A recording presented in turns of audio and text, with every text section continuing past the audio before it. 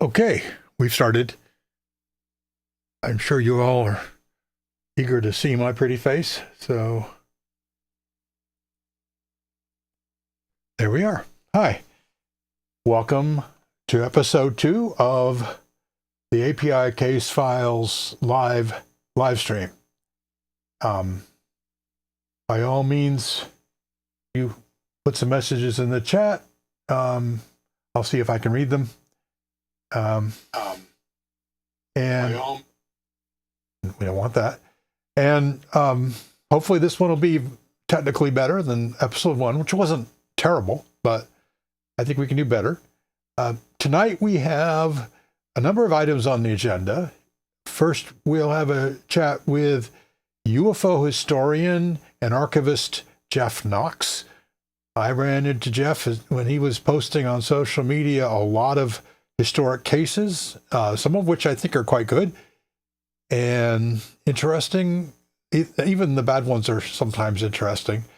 And so we'll have a discussion with Jeff. By all means, ask your questions. And I see Nick CC in the chat. Hello, Nick. And you're the first contributor tonight. Excellent. If you have questions, by all means, get them into the chat. It's too late for voicemail or social media or email. But you can put them in there, and we would really like to interact with you, to answer your questions and engage. And some of you may even be future panelists. I think the last time I discussed that I want to have a panel on this show, a rotating group of people who come on every few months and ask questions and have a dialogue and a conversation with not only me, but with any special guests we have. And we'll talk about all the topics on the show. No topic is really off limits, but we generally will focus on UFOs and UFO investigation, UFO cases. We will steer away from the more famous cases generally and be more interested in quieter but equally interesting cases. We will definitely not be doing a whole lot of Trust Me Bro. See, we have the Vancouver guy.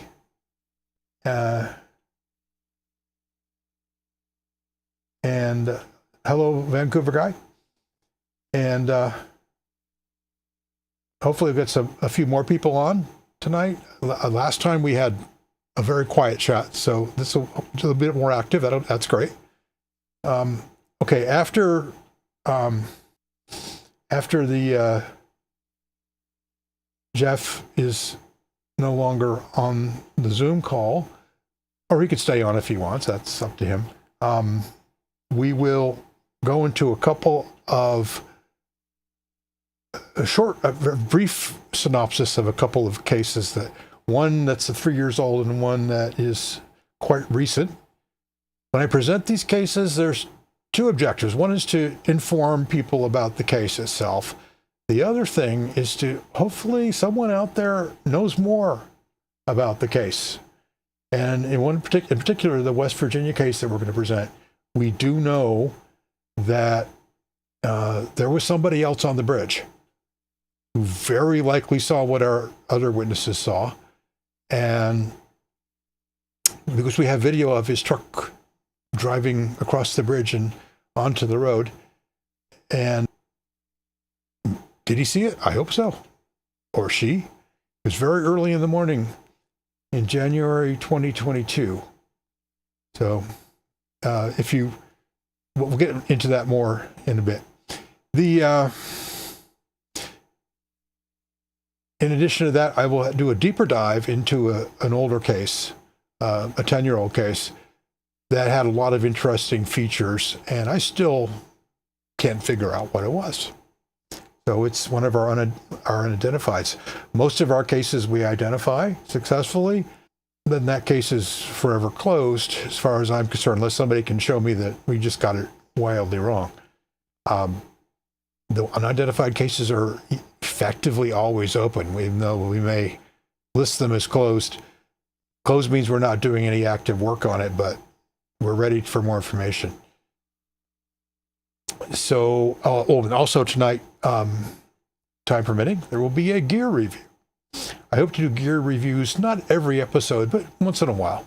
And I may even invite some guests on to do their gear reviews.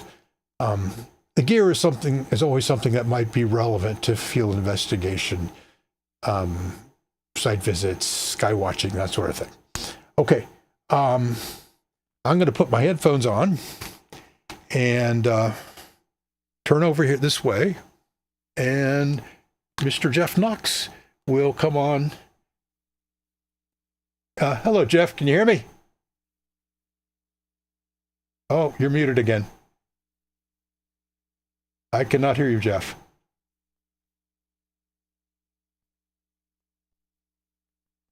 Can you hear me? Okay, let's get you unmuted here.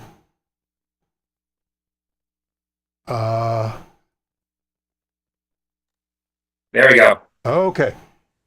Yeah, it's for some reason the setting is on that I can't unmute myself unless you send a request for me to unmute. I don't know why, but yeah, I don't know why. I think it's a bug in Zoom. Yeah.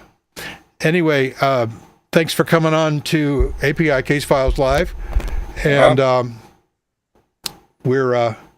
am going to. No, I guess I'm not. Okay. Well, Jeff, who are you? You've listed yourself as a UFO historian, but give us more background about who you are. Well, I list myself as a UFO historian because that's pretty much what I've been doing full time for the last decade or so. And if you were to count it 40 hours a week as full time, it would probably be the last 2 decades or so. I got into UFOs very, very young. I grew up in the Bay Area, watched a lot of public television and the UC public kind of television. And I had seen something on UFOs and the paranormal once, and that kind of like kicked off my interest from there. And I was interested in it, in the early days, early internet days, early bulletin board days, even before the internet. I even had a little organization like back in high school and everything. I got out of the topic for a while, but in my 20s, I started just going full bore UFOs again, and it's kind of what I do. And so these days, I spend most of my time working on kind of building case files for all these cases that you mentioned. I post to social media, as well as some deep dive lectures I do on certain cases that I dig into more, like the Joe Simonton pancake case, the case of Wilbur Smith alleged that a piece of debris was shot off a UFO in July 1952. I kind of thoroughly debunked that case and did a very, very long lecture on. So that's just kind of that's what I do. That's what I do all day, every single day. Okay, great. Now, how do you, when you say an archivist, do you have like the paper copies of the files that from the cases, or is it more of a digital archive? So it's more of a digital archive, and I help scan stuff. So I've spent quite a bit of time, not in the last couple of years, but before that, traveling around to different archives, like the Roswell Museum down there in Roswell has an excellent library full of various documents and files that I've helped scan stuff in there before. I've gone to other people like private archives, like the archives that Michael Swartz has in Michigan, and scan just lots and lots of documents, as well as helping to get other documents just kind of released and permissions to get them released like publicly. Like I helped get Thomas Villar's airship file stuff kind of finally released online, as well as his dissertation that he did on abductions. Because when he gave me a copy of it, he had said there's probably only 10 people that have ever read this thing. I'm like, that's tragic. We've got to change that. This is like the definitive like study of abductions, and nobody's read it, and so asked him to help get that released. So sometimes it's just me helping a guy named Isaac Hoy ask various people to get stuff released that hasn't been released yet. But it's I've always kind of been interested in digitally preserving things, and so it's kind of been something that I took up with UFOs as well, helping to get things scanned and preserved and recorded digitally so other people can, access it. Yeah. So now you mentioned the early bulletin board days. Were you in Paranet? Yeah, on Fido, the FidoNet stuff. So I did kind of browse some stuff, but like I was real young in those days, so I was mostly just like a reader of some of the Paranet stuff that came over to FidoNet on the old bulletin boards. And then after that, of course, like you had the early internet websites like UFO Mind and stuff that had your various forums on them and talking and We got a but I've always been like a lurker. Like I've never really been good at networking with people in the UFO community. Like up until just the last few 5, 6, 7 years, I basically talked to nobody in the UFO community. I went to conferences, but I kept to myself, and I never really did the whole like actively participating in forums thing. I pretty much just watched. okay. We have a question already, which is wonderful. You mentioned a program that you saw when you were young that got you into it. Can you tell us what that was? Oh, no idea. It was just something that was on, I think, like one of those University of California television stations, like at night or in the evening one day that I saw. And I just remember that they mentioned UFOs, but that's just kind of a vague memory.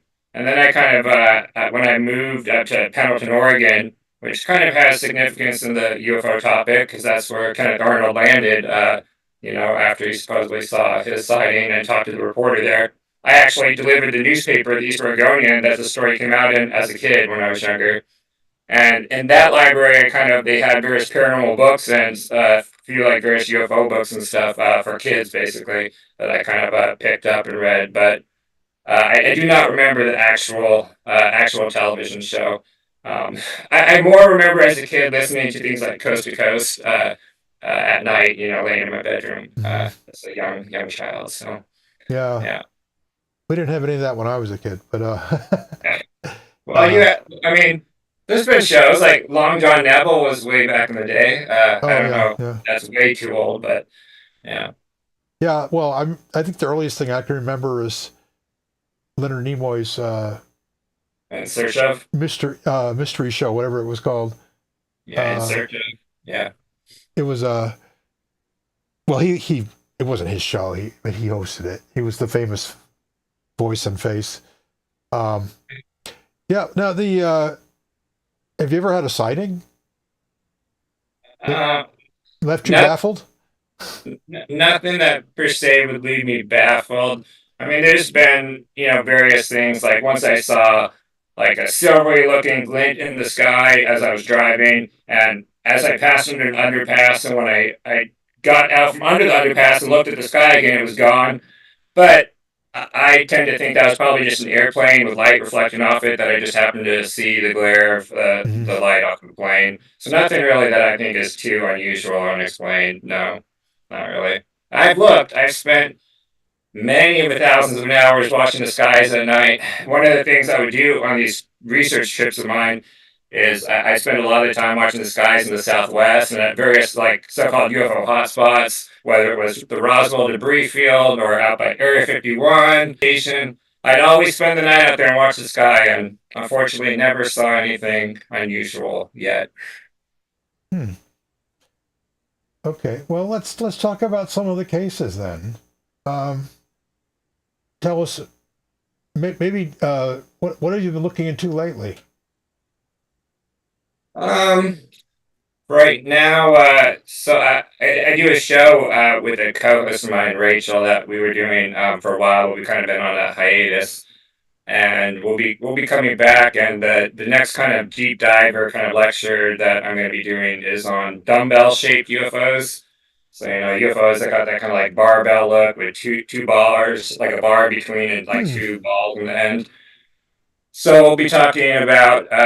There's a case in like Moselle, France, that I'll be talking about.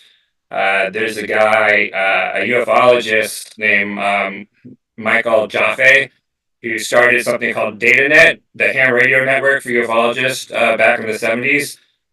He had a sighting of a dumbbell sighting near Hayward, California, which is actually where I grew up in the Bay Area. Um, Back in the 70s that I'll be talking about. And a few other cases, like there's a famous British sighting by a lady named Elsie Oakinson, I think, that she saw one. But that's what I'm working on now. Most of my work daily is just putting together the stuff I post every single day. I'm getting up to almost 5,000 things I posted in the last 3 years. So there's a lot of them. There's been a lot of time and work on that. You do post a lot. Now, do people ever report things to you that they just saw, or are you more interested in the historical cases? I'm more interested in historical stuff. I mean, people sometimes do tell me about stuff that they have seen. To be honest, if we're to report a UFO sighting, I actually refer them to you guys, and I have for a few years now. Excellent. Because where else would I send them? MUFON's not exactly Yeah, doing I work, wish there but were. Ideally, there would be a healthy local group everywhere yeah, in the country. In some cases, there are. Um, yeah. not, you know, some of the local groups are pretty unreliable. Others are good. Um, Mhm. but yeah, we get cases from the UK all the time. Really? For somehow somebody in the UK said, "Oh, report them to these folks in Maryland in the U.S." And we're not coming out to see you probably, but we do get I would say a significant fraction of our reports um, are from the UK, Wow. and some of them are pretty good cases. Not all, but you know, you have to figure 80% of your cases are not going to be that good. Um, the, At least I the would say. reports are pretty obviously something identifiable, or they're just very poor information, but Hmm. or both. Yeah, But yeah, well, that's good. thanks for referring people. And by the way, if you're listening, report at ufo.org. Very easy to remember. And in response to your question, Nick, API does not have local chapters. We are an investigation team. Um, right now, it's Maryland and Michigan. Um, and we are trying to strengthen in Maryland and get more reports in the mid-Atlantic, which is where I really would like to focus because I can go visit those places on a regular basis. If you're in Virginia or Maryland or Delaware, I can come see you and walk where you were, and we can meet in person, which is far superior in my view to talking on the phone. Um, but yeah, we don't, and we're not, we don't really have members. We have team members. So we are looking for one or two more people who can do investigations. No experience necessary, just lots of grit and determination, and we train in everything else. The we'd love to have people scattered around the world, not just in the U.S. We'd love to have somebody in the UK who could actually, go to the sites where we get these reports. And now the UK is big. I know it's bigger than that. It's not that easy to travel hundreds of miles. But one of the cases I'll talk about later, one of our people, Marcia, who you may have met last week, Marcia traveled down to West Virginia to get her, to collect data and visit the site and talk to the witnesses. That from Michigan, so that's that's not an atypical thing to do. Okay, so you've posted. I do notice that on Blue Sky you have posted a lot of cases. Yeah. Can you? Well, Yeah, go ahead. so yeah, I started doing them on Twitter and just kind of Facebook. But people during the kind of a Twitter exodus to Blue Sky last fall. I kind of joined up Blue Sky as well and started to cross post there as well. So I post everything on and on Blue Sky. It might seem like I post even more than usual because I'm actually posting all the backlogs of the cases that I posted on Oh, Twitter over the last couple of years. So it gets like the whole day's worth, like instead of just like the new ones for this year. mhm. I'm also posting now on Alejandro Rojas has started something up called UAP Discovery. And it's kind of this discourse forum, and he's created a Blue Book Unknown channel for me where I post just the Blue Book Unknown cases every day in there. Oh, Um, so, because I where is guess that? that's more scientific or something. Oh, it's uapdiscovery.discourse.group. Okay. And If you could send me an email with that, I'll put it in. I'll put sure. the link in. Uh, Yeah. and Yeah. UAP. So, Okay. Yeah, I'm familiar with Alejandro Rojas. I don't know him personally, but yeah, I've met him quite a few times. I met a lot of people going to conferences over the years. I met and bought his books from him probably a decade oh or so ago. yeah, So that's why I've been familiar with you guys' work for a long time, and I've been very impressed with it. yeah. So that's for people. Antonio's moved on to other things, but Yeah, yeah, he his energy and yeah, that book, uh, his energy and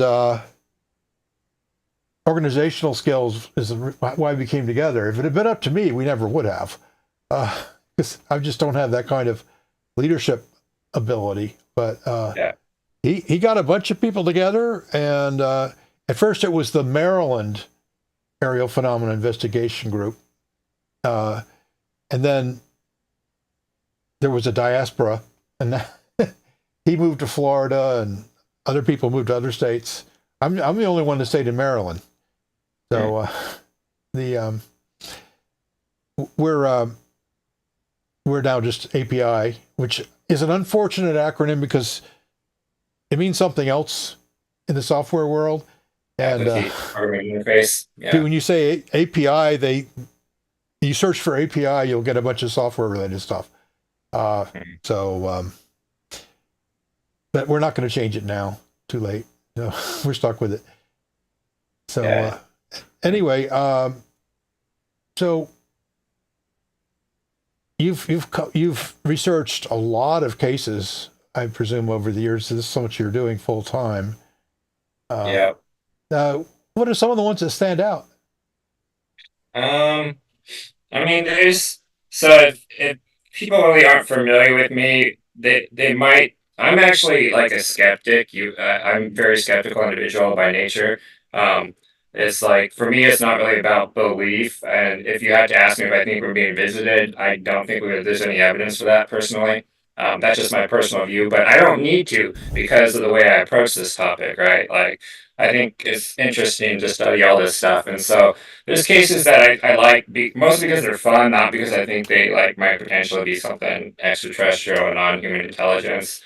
Um, like I said, I dig a lot into the Joe Symington kind of pancake case, and did a lecture on that one.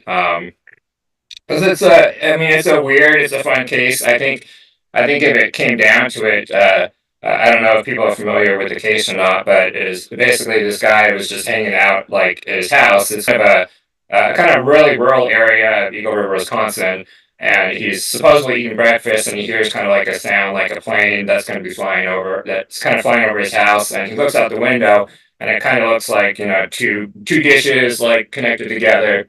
He goes outside to check it out, and supposedly he meets these kind of Italian guys, and he offers them water, goes inside, gets water, fills up a jug, goes outside, gives them the jug, and then he basically he sees them cooking these pancakes on the inside, and they give him some pancake samples, and he actually had the samples of the pancake, which is interesting because you could say that's physical evidence, at least, of this encounter.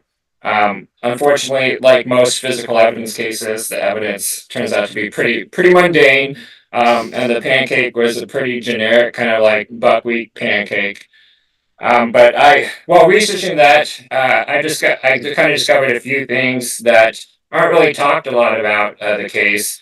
One of the things that people kind of a bit of misinformation going on about the case was how they said it didn't have salt, and so people tried to like tie that to the fairy lore of like food not having salt and all that stuff.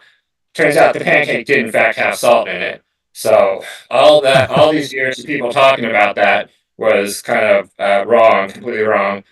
And I turned up another interesting story of a guy that claimed to actually have the thing to have been a hoax, and that he hypnotized this guy Joe Symington to tell this story. And the whole idea was that it would be to drum up tourism for the Eagle River area. Now I don't know that I believe his story that he actually hypnotized this guy, but it was another kind of weird, interesting tidbit that I discovered while researching this case. And that's why I think more people can get into this topic and investigate historical cases. It's not just, there's still stuff to be found out about them. It may be stuff that was in the files all this time and just nobody really, it never stood out, like, figured it out. So there's still stuff we can learn about these cases. And I find that every single case I do a deep dive into, I pretty much find something new that, other people, didn't find. Even cases that have been reprinted ad nauseum in book after book after book, that you would assume countless people have looked at before, just stuff they completely missed or completely got wrong. And so that's one of the cases I kind of figured that out. Yeah. I mentioned also the Wilbur Smith case, which was kind of a famous case about debris that was during July 1952. There was the big, Washington National hoopla, Yeah. and allegedly one of the pilots chased a craft and shot a piece of debris off. Well, it turns out that whole case was like confusing a completely separate incident of this farmer that found basically a piece of slag on his farm. Never saw a UFO. There was never any plane. That was the piece of debris that ended up going to the CIA, going to Wilbur Smith in Canada, and being tested by multiple people when it was just common open hearth, like, slag from a furnace. And there never was an actual UFO sighting attached to the case. But the problem was, is a guy named Frank Edwards, which people, a famous UFO author in the early days of Sure. broadcasting, Yeah. put this story in one of his books. Kehoe repeated it in one of his books.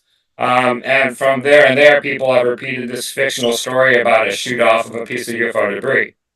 Well, through some of the archive work I've done and through some of the great people I know, like Michael Swords, that they've done a lot of work scanning files, like Jen Aldrich, Michael Swords, Barry Greenberg, Robert Powell, all those guys, a lot of great jobs scanning files. I was actually able to dig up original letters from the people involved in these cases, the results, and put this all online and share it with people. So some of the stuff, cases I work on, but it's this rare material sometimes that I share, stuff that was buried in the CUFO's archives, in Illinois or Michigan, that people haven't seen for decades, that I'm actually trying to help bring out and share to people. So that's also one of the things I do with these cases. Yeah. Well, that's very valuable. We get a lot of copy paste errors for some of these cases. Um, That's the UFO publishing business. It's copy, paste, repeat, and very few of these authors ever, particularly these books that came out over the 60s to the 80s and 90s. Very few of these authors actually really investigated these cases themselves. They're basically rehashing a story they read in a previous book. And so the original guy that got the same story is being told today. And sadly, a lot of the foundational books of this topic, like Kehoe books, Kehoe was really bad with details. Like, he got so much stuff wrong in his books. Like, from getting the location of cases wrong, to the type of planes wrong, to the details flat wrong. Same thing with some of the stuff in Ruppelt's book. It's just like flat wrong. And those were kind of the big main classic books of this field. And people have just copied and pasted that, like, for the last 70, 50, 60, 70 years. And so that's why there's so much bad information going around in this topic. hmm.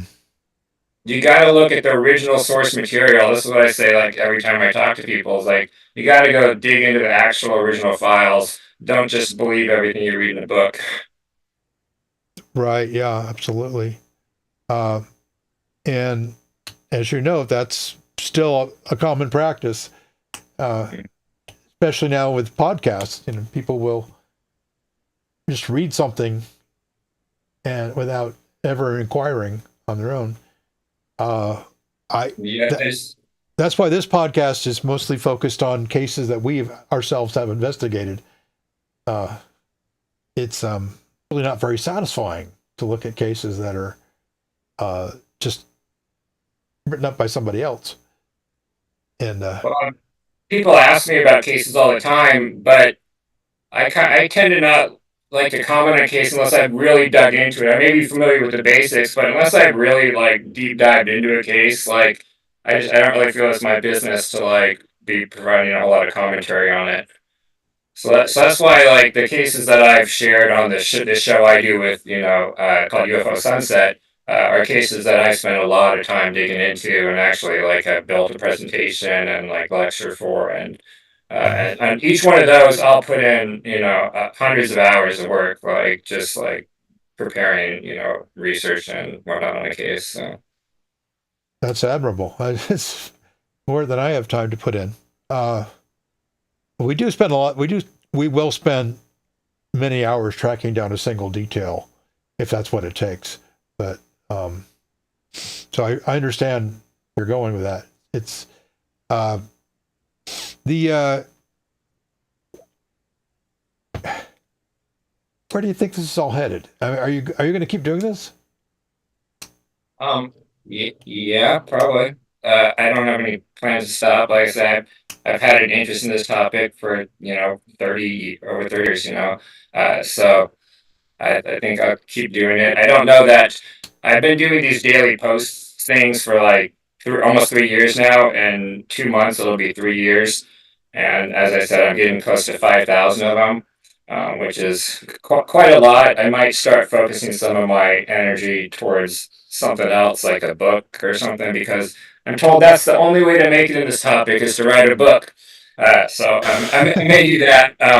Or at least start like kind of maybe compiling some of my favorite cases into like a book compilation, from some of the work I've done. Or maybe even just a book of the various cases I've done deep dives on that I've done lectures on. I could put in book form in some way. That's not a terrible idea. Yeah. I mean, especially if you've got some details that are corrected from what's usually been passed on. Yeah. I've always often thought I'll never write a book because I'm too busy chasing down cases. That and writing a book would just be all consuming. But yeah, the reason why I've always told people I wasn't going to write a book just to write a book. There's too many people in this topic that put out a book that literally adds nothing new or valuable to the topic. In fact, I haven't read a whole lot of the new books published in the last few years because I don't think they add anything relevant or new to the topic. And so if I'm going to like make a book, I want it to have some sort of value, something that maybe hasn't been done before, or at least add something new to the topic. I don't want to just put out a book for the sake of putting out a book. There's too many really, really bad UFO books out there, and we don't need another one of those. That is true. And I read when I was a kid. I read most of them. Yeah. Yeah. And well, anyway, you've been observing the UFO business for a while. As a skeptic, fine. Skeptics are always welcome here.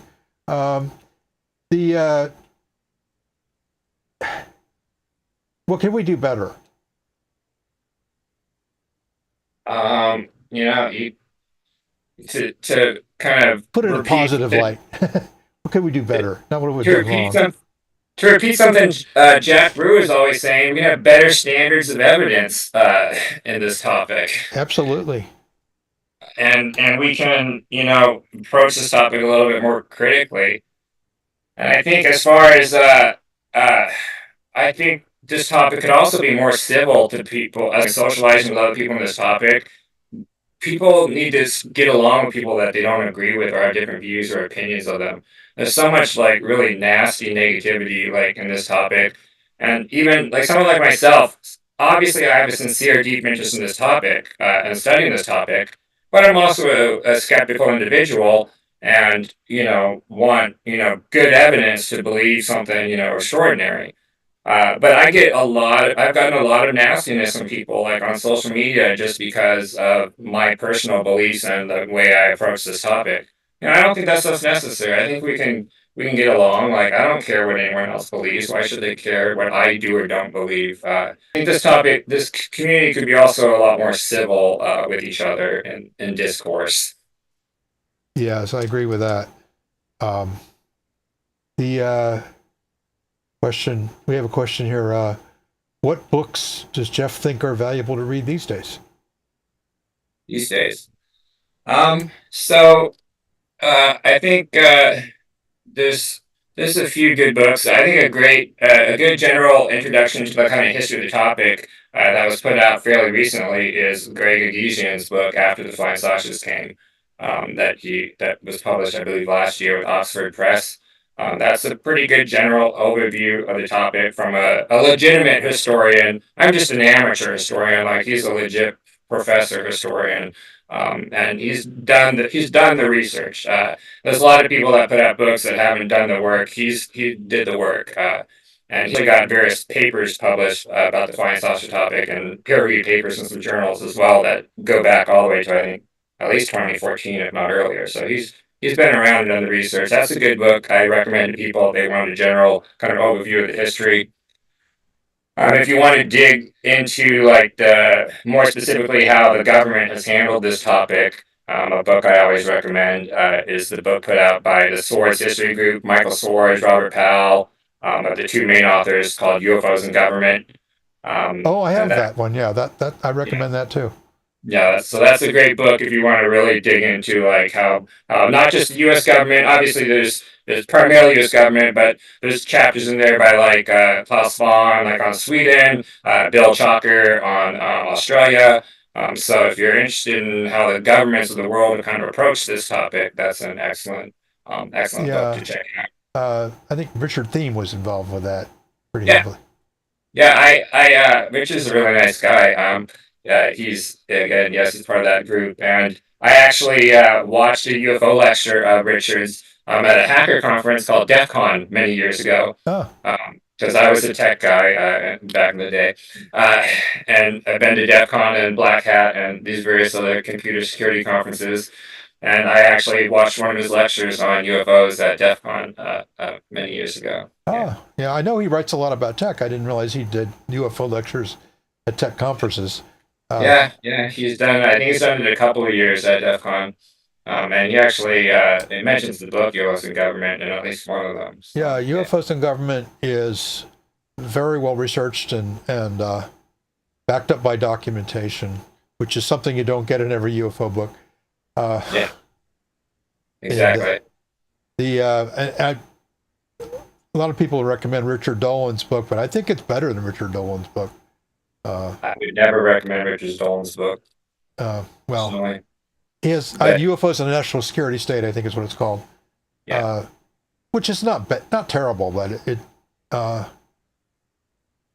it's it covers a lot of the same ground, yeah, not as much depth, in my opinion. yeah, Um, the and of course he's coming at it from a much more dogmatic point of view about what the real true nature of UFOs are, which yeah, can be damaging unless you, because I mean, well, my opinion, we don't really know very much about UFOs at all. Not the real ones. We know a lot of them are spurious, mm, but we don't really know. We even talk about could they be aliens? We don't even know what aliens are. Uh, the we know less than we think we do about that. So so that's why there's no evidence that we're not being visited, because we don't have any idea what being visited would look like. So yeah. I like to tell people that I'm agnostic as to like what the ultimate reality of UFOs may or may not be, and realistically, that's that has to be determined on a case by case basis as well. Like there's no like UFOs are a lot of different things. Like most are like say for Yeah, they say are. astronomical planes, drones, whatever. Uh, do may some of those turn out to be something truly anomalous? Maybe, sure. I'm open to that. I just need good evidence, like to actually, believe that. Yeah, well, evidence is hard to come by. And that's the problem with Quality UFOs. evidence in particular.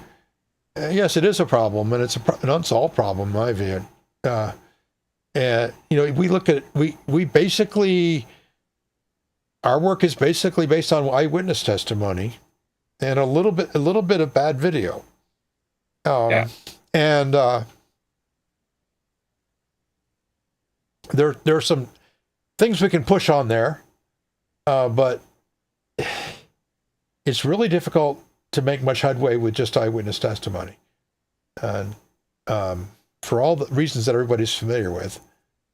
And it's This is why I moved from my younger days where I was more nuts and bolts guy to these days where, if anything, I'm more a psychosocial guy, and I'm more interested in like the personal factors of the people and how they perceive these events, and eyewitness testimony factors. In fact, another excellent recent book is called "The Reliability of UFO Witness Testimony," and it's an edited volume put together by Richard Hayden and VJ Ballester-Olmos, who's a phenomenal Spanish ufologist, and it's a collection of I believe 60-something papers or chapters written by various experts, ranging from experts in like memory to false memory to eyewitness testimony, to psychologists to some by various ufologists, and they cover everything from various cases to just general factors of eyewitness testimony. And I think that's something people need to learn and understand this topic. So many people, when I've recommended that book to people, I've got a lot of negative feedback, like "How dare you debunker? What? How you dare you question their testimony?" It's like, but you have to understand the fallacies and the foibles of eyewitness testimony to properly gauge what people are reporting. Like, it's not inherently debunking, but these are factors you have to take into consideration and that you need to learn about. And so that's another book I highly recommend people check out. In fact, what we were doing on our show was every other week or so, we were actually going out doing a chapter review through that book. And so we went through several chapters. Obviously, we didn't get through the whole book. Maybe we'll pick it up again when we come back. But I think that book is so important for people to learn about the factors of eyewitness testimony that people should read that book. Yeah, and we come across this all the time. People misremembering details you'd think they wouldn't misremember, or misperceiving things.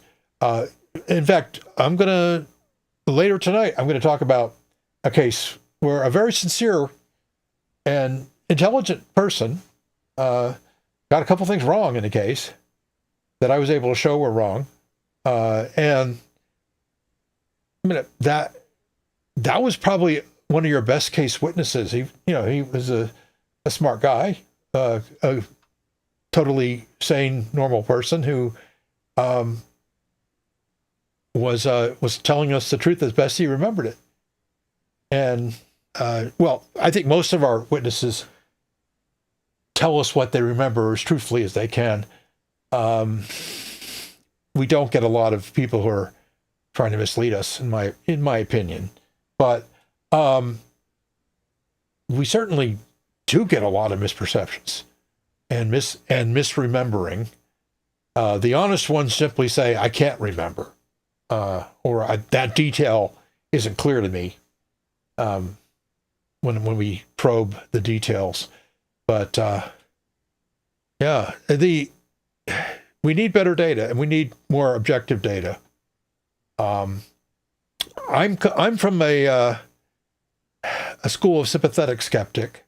That is, I think there's very likely something truly anomalous about some of the small fraction of the UFO cases, but I can't prove it to anybody, and I wouldn't expect them to accept it from me. It's just my own personal experience. So, and even my own personal experience, I haven't documented that well. So, uh, in fact, I think maybe on the next live stream I will talk about my own, a couple of my own. But the while I take that stance, I think that we really have to have better evidence, and we don't. We have a lot of very low quality evidence right now, and one of the things that we do at API, our little small contribution, is to filter out some of the bad cases, some of the identifiables, and get it down to a smaller list of things that are really hard to identify. I'll talk about one of those cases tonight too. So actually 2 of those cases. So anyway, any thoughts you want to leave us with? Yeah. And that's why I think it's important. People give so-called debunking a bad name, but really, what most people call debunking is just analyze and explaining a case. There's nothing wrong with that. Like if we can we should want to filter out the low-level cases that can be explained. There's nothing wrong with looking at a case and trying to explain it, because that just leaves us with a better residue of more difficult cases. That maybe there's something actually there. We should be wanting to get rid of the easily explainable, the easily debunkable cases. That should be a positive thing in this community. Sadly, it's not. I agree that that's a positive. As long as it's not a debunk at all costs sort of approach, but rather here are the facts that we know, and here's how some fairly ordinary things explain those facts, and then I think that's perfectly legitimate, and we do it all the time. And the other important thing that to note is that just because something is an unknown after all that does not mean it's alien. It does not mean it's ET or NHI, or it just means it's unknown. That's all. That's true. It's just an unknown. Yeah, we have to go beyond that. We have to have a reasonable hypothesis about what the alien would be, which we don't have. And we'd love to have that. It's beyond the horizon of our current knowledge, and I don't even think you have the right words for it. So, well, thanks a lot, Jeff. Yeah. No I'm going to continue to enjoy your posts on social media, and hopefully you will write a book. And, and make sure you send me the links to your podcast and your and the thing that you're doing with Alejandro, and we'll post the links to that. Appreciate it. Sounds good. Thanks for having me. Oh, and hello, UFO Sunset. That's my co-host. That's who? That's my co-host for the show I do. Oh, hi. Yeah. Hi. Well, yeah, you are a little bit late. I think we're wrapping up the discussion with Jeff now.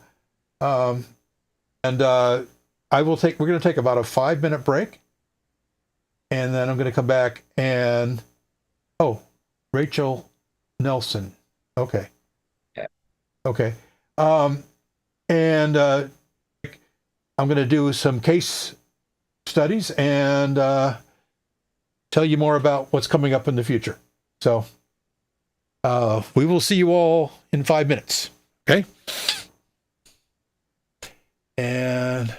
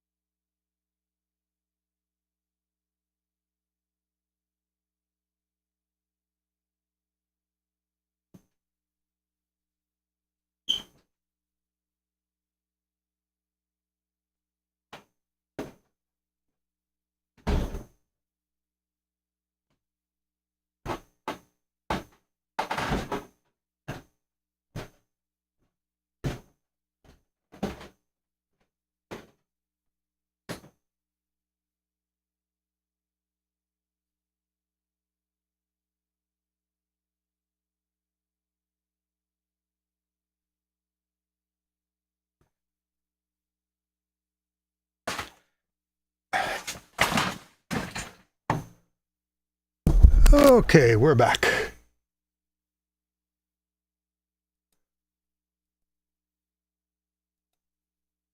We're back. I'm going to switch webcams because I need to pilot. I'm going to switch webcams because I need to. There, that's. Well, I don't know if it's better, but you don't really need to see me anyway.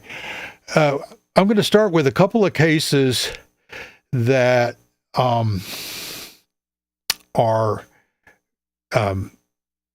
important to me personally because I learned a lot from them. And also, well, in one case, we have a genuine mystery that and we also have a misperception in the same case. So it's really interesting. We do have, for this one, there's no video. It's all photos. So I'm just going to show you basically a slide deck. And let's see. Yeah, and no questions at this point. Okay, so I'll start. This is called Case 15029. It's from Northwest Washington State in an area called Bainbridge Island, which is across the Puget Sound from Seattle. It's maybe 15 miles or so due west of Seattle. And a fairly low population density area and very nice area, I'm sure. A lot of tall conifers. So let's go to the next chart.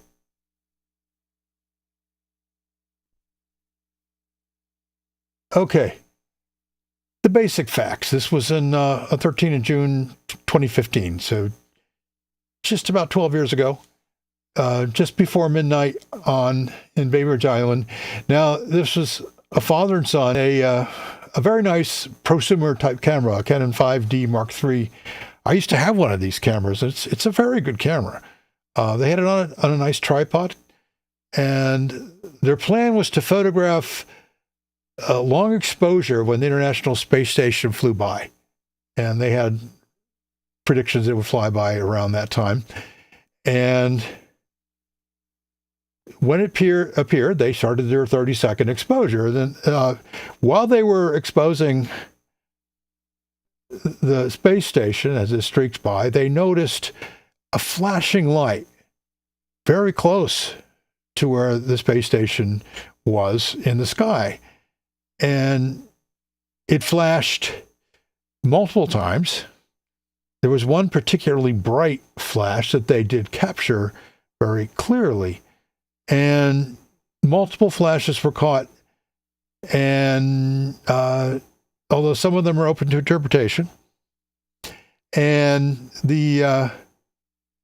what we saw on the image was a bright donut-shaped object that is bright around the rim with a dark center.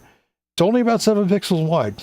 So it was either far away or small, or some combination of the two. So this is kind of the image they took. Now, you have to understand that they took this image in what is called RAW format. Now, RAW is essentially all the data that the camera captures for the exposure. A RAW photo is a much, much larger file than what you normally get from a camera, which is a JPEG photo. But a JPEG is compressed and some of the details may be lost. This guy, it was a good photographer, and he wanted to take a raw image that he could later on improve upon in Photoshop or whatever his favorite photo editing application was. And so you see this lovely streak, and that's the International Space Station. And there's a bunch of background stars and planets. Over here turns out is Saturn. on the left. This star just below the streak, this bright star, that's called Spica. It's the brightest star in the constellation Virgo. And you can just barely see above the streak, there's this little dot. And I'm going to zoom in on that in a second. And next to that is a blue star. That's also the constellation Virgo. We were able to identify many stars in this field of view, so we were able to measure angles pretty well. So let's zoom in. Okay, this is that star, this star here. And then over here, this donut-shaped object, that was flashing. Now, during the 30-second exposure, because of the rotation of the Earth, the stars spread out a little bit into a kind of a stubby ellipse. Whereas anything flashing, which is only on for a short time, isn't going to be spread out that way. So we see a fairly circular object, and then we see the star. So, and I looked very carefully at this thing for a long time, and I thought I could discern a few other less bright, excuse me, less bright flashes. I need to wet my whistle.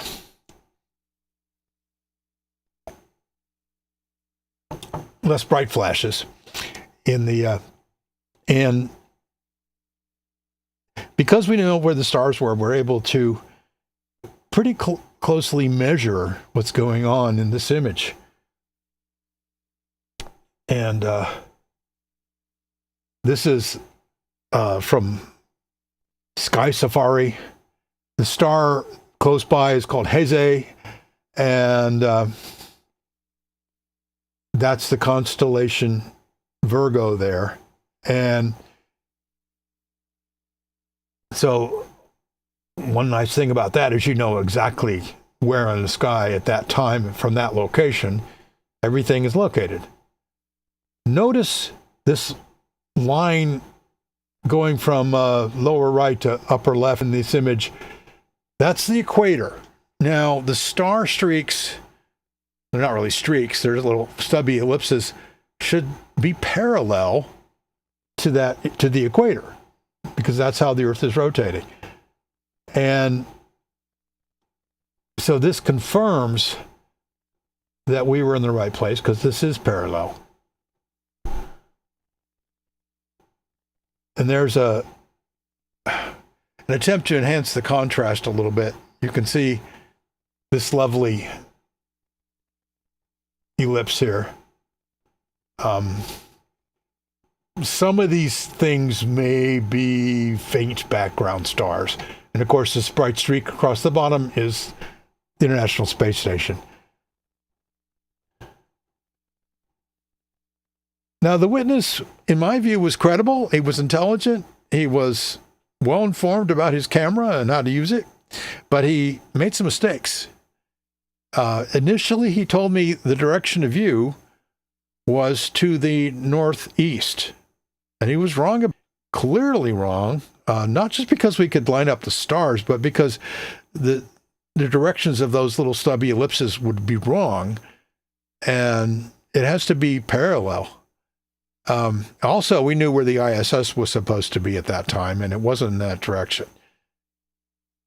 Also, one thing he told me when he reported it was that he said that the flashing object was at the same altitude as the space station. Well, I can't remember how large I calculated it would be, but it would have to be, hundreds of kilometers in diameter to be that size. So I think it's implausible that it was much closer. Probably within a kilometer of where he was standing. But we can't be sure of that because we don't really have any absolute measurements. Finally, another thing we noticed said his camera clock was off by 18 minutes. With cameras, not cell phones, which always have good time, but cameras often have the wrong time and even the wrong date on them. So you have to be careful when you're looking at photographs.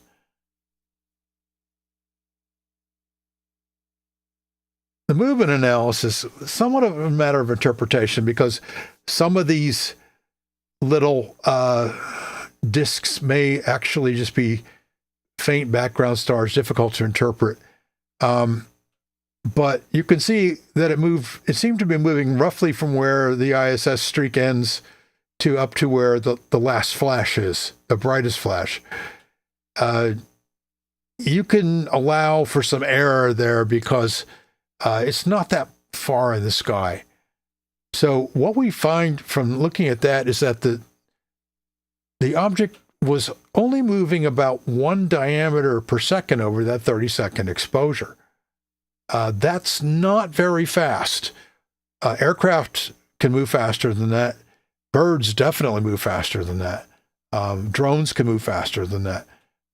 So that's not an anomalously fast motion. It's also not changing direction in any way that would be considered anomalous. So we ultimately had to interpret this sighting as not particularly strange. And we rate every sighting for strangeness if we can't identify it.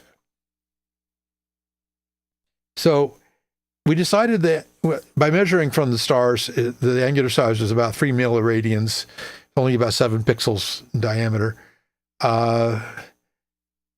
It probably wasn't very far away. It was 3 meters in diameter, which is pretty big. If it was 10 kilometers away, it was 30 meters, and very large. So that's one thing that we took into account. There was another thing. There was another sighting in Gig Harbor, which is about 21 miles south, roughly at the same time, a little bit earlier in the evening, and it was described as amber orbs moving north. I could not find an investigation of that. If you know of one, please let me know. So we closed the case as unidentified, but not highly anomalous because of the slow movement. So we just can't think of what it is. I could not come up with something that would look like that in this very high quality, well-focused photograph. So that's basically where we are with that one. The highest quality photograph I've done. And even though it was the 30-second exposure, love to see it. I would love to see video, but that wasn't what the guy was out there to shoot. So we got lucky with this. We don't know what it was, unidentified. As with all these cases, I do hold on to a slender hope that someone, I know what that was, or they will say, oh, I know of a case where someone saw something very similar. Or maybe they know more about the sighting in Gig Harbor. So if you do, please get in touch. I'd love to reopen this case, either to identify it or to maybe make it a little stranger if that's what it is. So I'm going to stop with that case now. And I want to talk about let me just take this one off the screen.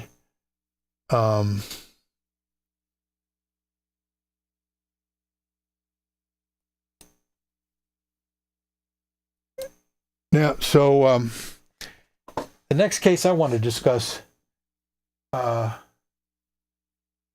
is, let's get my...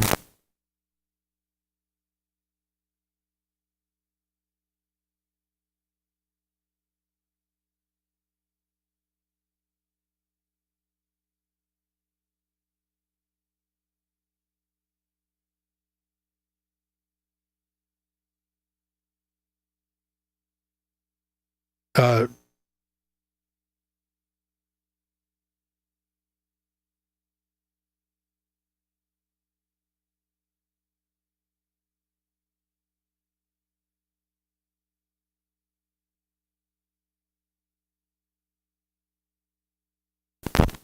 don't hear me?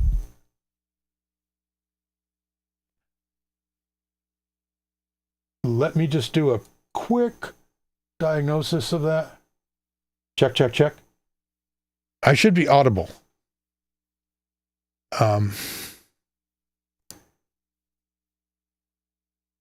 Any feedback on that? Well, anyway, it looks like the audio is going out on the stream. Oh, Jeff Knox says can't hear it now. Okay. All right. Sorry about that. I don't know what happened. Anyway, this case was in West Virginia. It was a young married couple who were driving in the early morning. It was still dark. It was in January. They were driving to work. They were the New River, which I don't know if you're familiar with that area. It's a beautiful valley. And they saw a triangular UFO. I do have, here's what I'll do. I'll point you to the video that you can go watch for yourself. But they, in the video, they do not show the UFO. Or perhaps you just see a little bit of it receding away from them. And then you see a light flying over the horizon. Well, this is an interesting thing. We are not saying they didn't see the triangular UFO that they claim they saw, and they gave us a sketch that looks quite anomalous. But that light that you see in the video flying over the horizon from right to left is a known aircraft. We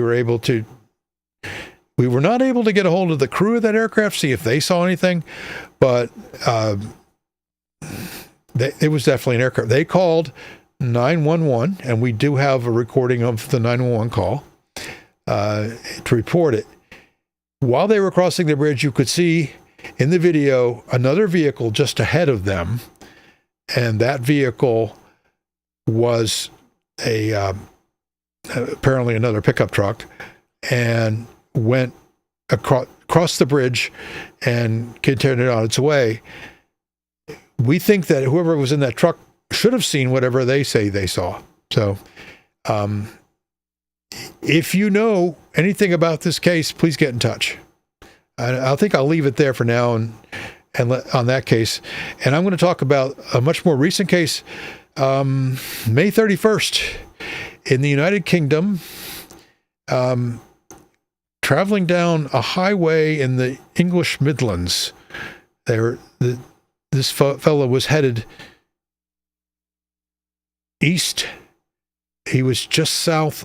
He thinks he was just south of the town of Derby in the English Midlands. He was headed towards Leicester. So he was going to merge with the M1, which is a big highway in England that will go take him down to Leicester, where he lives. It was 2:00 in the morning, and he and his wife were in their car, and about a mile behind them were some of their friends that they had been out with. And so he saw, now he recognized that there was an airport not far from there, about 10 kilometers away. And I looked at all the flights going in and out of that airport.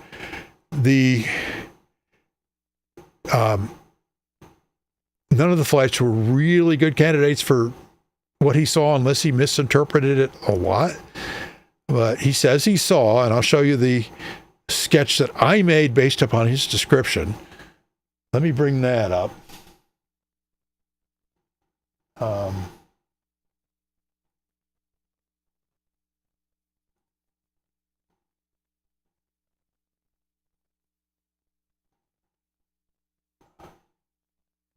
And I cannot see it. Oh. There. Okay, this drawing on the right here.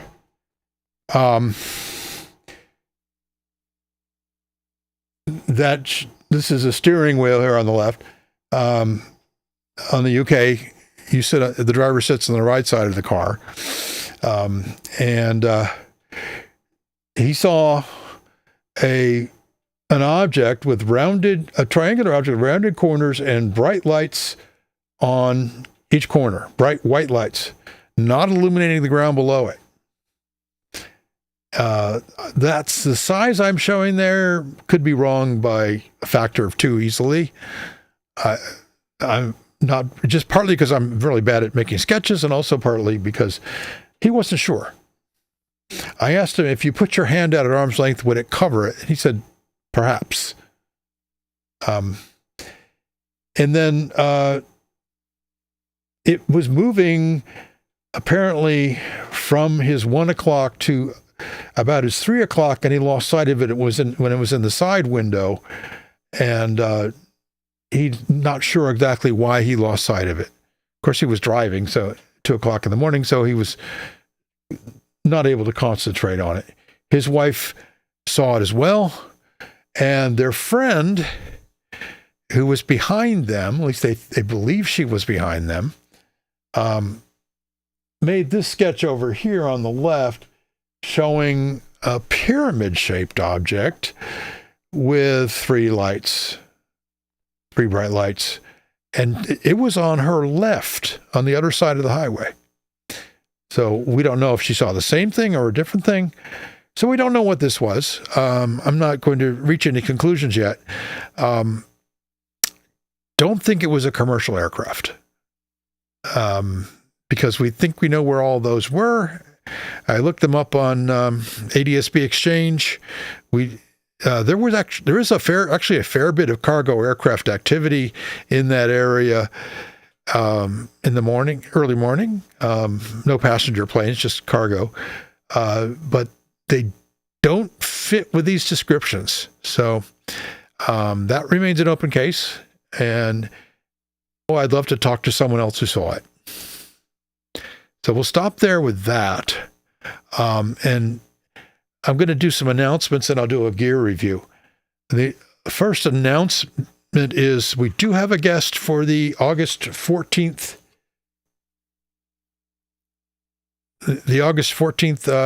show, which is Erica Lukes.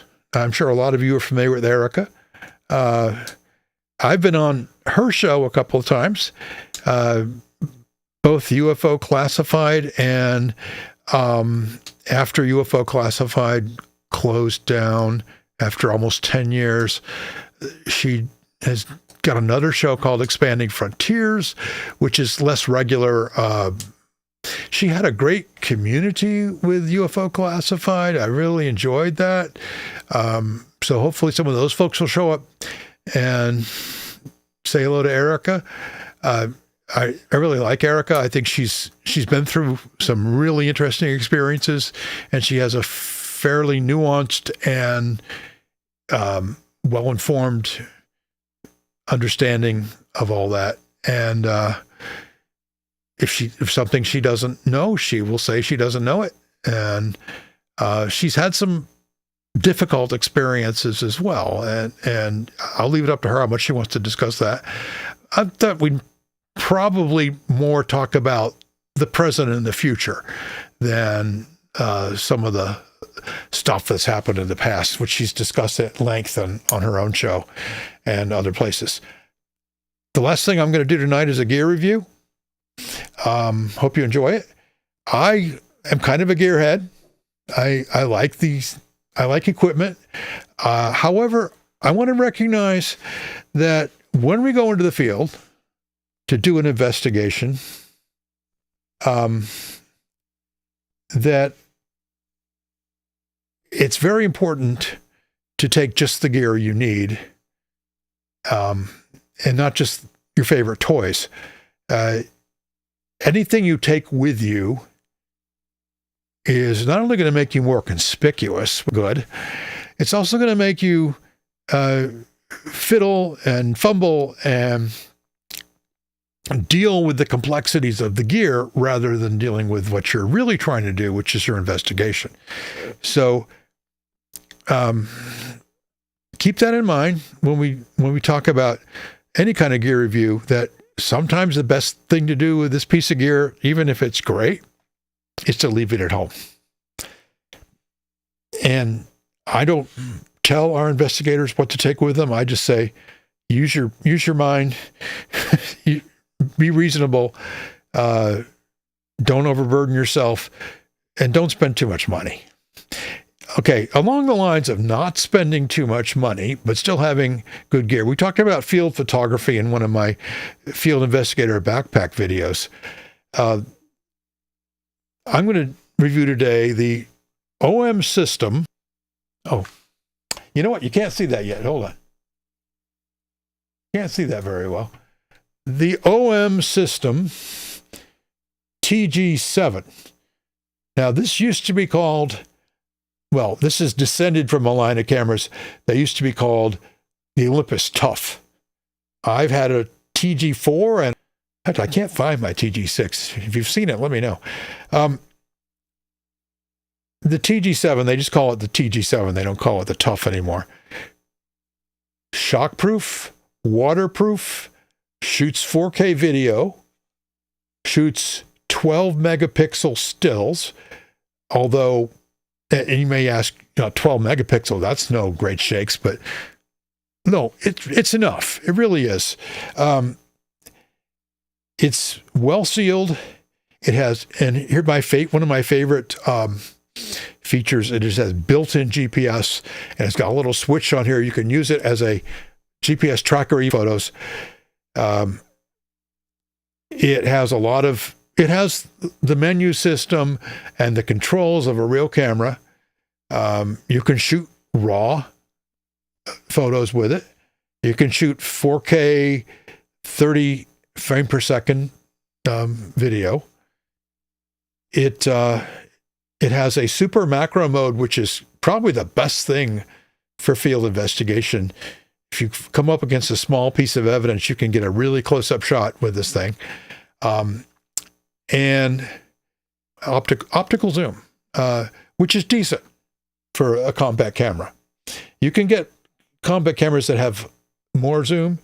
I wouldn't speak for the quality of that, but yeah, I had a Nikon Coolpix that could zoom more than that once. But that's 4X is probably enough for most things. It goes from wide to a little bit on the telephoto range. It has an underwater mode because it is waterproof. You can take it underwater. I have swum with one of my older ones and gotten some underwater images. It has a built-in flash. You can buy accessories for it. A decent battery life. The batteries are not expensive. Here, I'll show you. That's the battery, and of course you can buy 3-4 of them and have them handy, so you won't. The battery's not going to be an issue. The SD card you can buy for these. You don't have to buy super high speed ones. This is a 128 gig one, but you can put a bigger one in, and that will last you a long time. Of course, since they're interchangeable, you can put a face. So the SD cards are great, and it'd be hard to show you this on this video, but this door has 2 locks, so you can seal it really well. And if either of them is open, you see a little orange indicator warning you that it's not sealed properly. Over here, you've got another sealed door, and behind there you have a micro HDMI and a USB connector. Like about this little $400 camera, and I say $400, I mean you can buy it and used in excellent condition for about $400. A new one might be about $500. The only cons of this camera other than the fact that it doesn't have fantastic reach, but like I said, for field work, that's not a big drawback. It has no electronic viewfinder, so you're stuck with the screen in the back. In very bright sunlight, it can be kind of hard to see it. You can make it brighter, but still, it can be a problem. quick release plates will not really work on here because the quick release plates will block the battery drawer. It defeats the purpose of having a quick release plate. You can put it on a tripod, but directly on it, which will take time to put it on, take it off. The sensor is just okay. But what do you expect for a $400 camera? You buy a $1,000 camera, you're going to get a sensor. You buy a $2,000 camera, you're going to get a much better sensor. But it's an okay sensor. I'm not really worried about that for field work. It has mediocre audio because all you have is a built-in microphone. And it has no shutter priority mode. Not a deal breaker. It does have an aperture priority mode, but and which a lot of photographers prefer aperture priority. I like having shutter priority for low light. It doesn't have that. Low light, the ISO only goes up to 6400. That's good enough, but it's not great. Again, you have to spend a lot more money to get much better. So anyway, I recommend the TG7 for UFO field investigations. I think it's an excellent camera, small, light, compact, fit in your pocket. You almost forget that it's in there.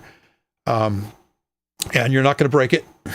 And if you lose it, somebody steals it, it's not going to break your heart. So it's a good one. Okay. I will be back in 2 weeks with a guest that I've not identified yet, and more cases. And let me see.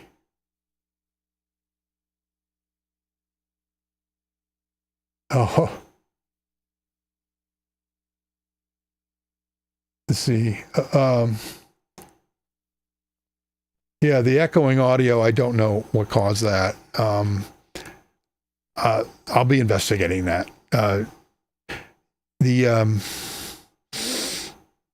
don't know whose end it was on or why. We'll see what we can do about it. By the way, this isn't. I use Stream Labs, which is based on OBS. Yeah, I don't use OBS. I was having trouble with that when I upgraded my operating system. It seemed to really struggle. Streamlabs, a little bit better. Still learning all the details. If you have any advice, feel free to offer it. So anyway, yeah, so I'll be back on the 31st of July. Don't have a guest yet. I do have an idea of some of the things I'm going to talk about. I did get the idea today that maybe I should have Antonio on, and we'll talk about our famous crash retrieval case that it was a debunk, but it needed to be. And so we may talk about that one. The crash on the plains of San Agustin. If Antonio's not available, I might still talk about it. I went with him to New Mexico, and we dug around in the dust for a couple of days. It was an education. Okay. So thanks for tuning in. And thanks to Jeff Knox for being my guest tonight. And I will have links in the description once this becomes a fixed video for Jeff's stuff and anything else.